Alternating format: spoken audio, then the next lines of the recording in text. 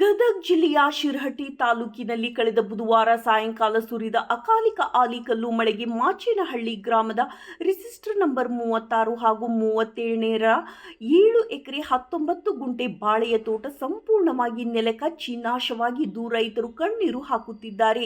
ಮಾಚೇನಹಳ್ಳಿ ಗ್ರಾಮದ ಪ್ರಿಯಾಂಕಾ ಮೂಲಿಮನಿ ಹಾಗೂ ಶ್ರೀನಿವಾಸ್ ತಾರಿಕೊಪ್ಪ ಎಂಬುವರಿಗೆ ಸೇರಿದ ಈ ಬಾಳೆ ತೋಟವು ಅಕಾಲಿಕ ಮಳೆಗೆ ತುತ್ತಾಗಿದ್ದು ಅಪಾರ ಪ್ರಮಾಣದಲ್ಲಿ ನಷ್ಟ ಉಂಟಾಗಿದೆ.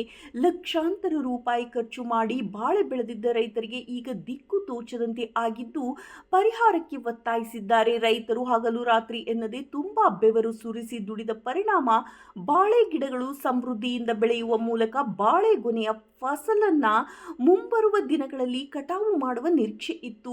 ಈಗ ಅಕಾಲಿಕ ಭಾರೀ ಮಳೆಗಾಳಿಗೆ ಬಾಳೆ ತೋಟ ನಾಶವಾಗಿದ್ದಕ್ಕೆ ಕೈಗೆ ಬಂದ ತುತ್ತು ಬಾಯಿಗೆ ಬರದಂತೆ ಆಯಿತು ಎಂದು ರೈತರು ತಮ್ಮ ಅಳಲನ್ನು ತೋಡಿಕೊಂಡಿದ್ದಾರೆ. ಕಂದಾಯ ಇಲಾಖೆ ಹಾಗೂ ತೋಟಗಾರಿಕೆ ಇಲಾಖೆಯ ಅಧಿಕಾರಿಗಳು ಈ ಕೂಡಲೇ ಸ್ಥಳಕ್ಕೆ ಭೇಟಿ ನೀಡುವ ಮೂಲಕ ರೈತರಿಗೆ ಸರ್ಕಾರದಿಂದ ಪರಿಹಾರ ಒದಗಿಸಲು ಕ್ರಮ ಕೈಗೊಳ್ಳಬೇಕಾಗಿದೆ. ವರದಿ ಚಂದ್ರಶೇಖರ್ ಸೋಮಣ್ಣನವರ್.